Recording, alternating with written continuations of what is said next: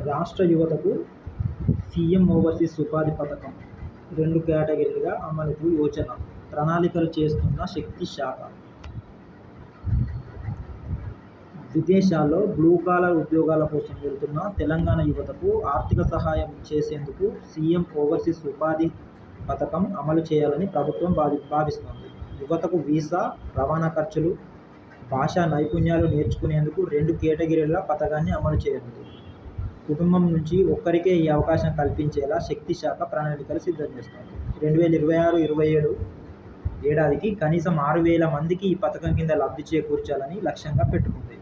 విదేశీ ఉద్యోగాలకు అవసరమైన నైపుణ్య శిక్షణ, ఉద్యోగ మేళాల నిర్వహణతో పాటు ఆయా ఉద్యోగార్థులకు పాస్పోర్టు, విదేశీ ఉపాధి అవకాశాలు కల్పించే బాధ్యత తీసుకోవాలని CM Revanth Reddy Telangana overseas manpower company టామ్కామ్ను ఆదేశించారు.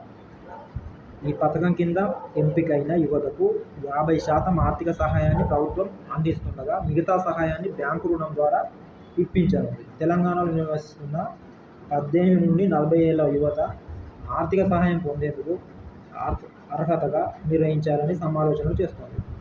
ఈ పథకంలో దివ్యాంగులకు 5% కోటా అమలు చేయాలని ఉంది.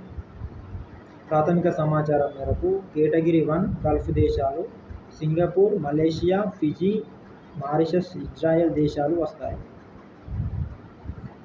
వీసా, ట్రావెల్ ఖర్చుల కింద ప్రభుత్వం గరిష్టంగా 50,000 ఇస్తుంది.